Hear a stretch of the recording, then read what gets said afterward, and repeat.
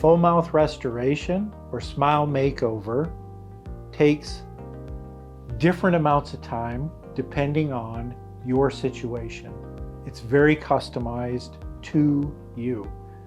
What I do like to do is keep the number of visits down to a minimum. And that usually means if I have you numb in an area, I'm going to try to treat as much as I can in that area while I have you numb in that area.